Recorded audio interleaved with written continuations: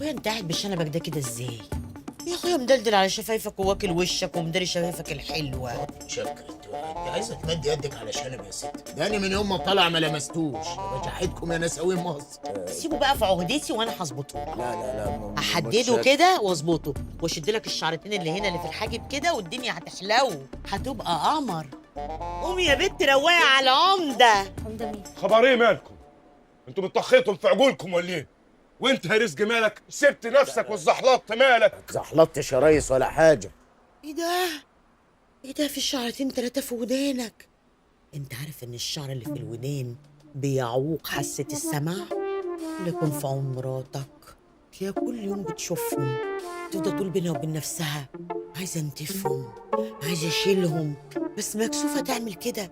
سيبني انا بقى انتفهم لك. مدام بسم الله الرحمن شريهان، الرحيم. حلال الله اكبر. الله على العمدة الصغير. مالك؟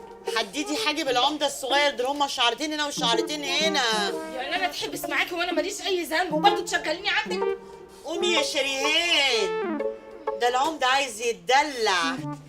هاتي الملقط. اتفضلي. تولي ايه ده؟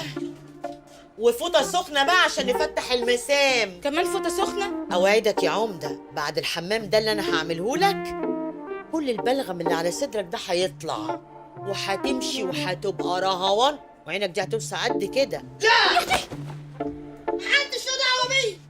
الهوي ده بيتكلم وبيمشي كمان، ده بطاريته منين ده؟ صل على النبي يا حاج متولي. حاج صل على النبي. متولي. استنى يا راجل، استنى ما تصرهجنيش، مش قدالك، مش قادره اجري وراك. طول عمره متسرع كده. سيبني احولك من كندوز لبتلو في قعدة واحدة بس. الجو هادي خالص والدنيا بص تعرف يا سيد عبير، قول يا سيدي المخ. اهل النجع لو شافوني بماسك الخيار اللي انا عامله ده دول كانوا كلوا وشي بالخيار اللي عليه. ده مش ماسك الخيار، ده ماسك النيله الزرقاء. كمان يعني مفيش انيل من الده. يا ست لولا انا عيني وجعتني.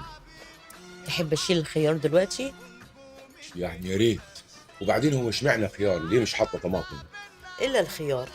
الخيار ده قادر على انه يشيل الميه المتراكمه تحت الجفون نتيجه السهر والارهاق، وبيرطب الجفون والرموش. فوائده كتير قوي.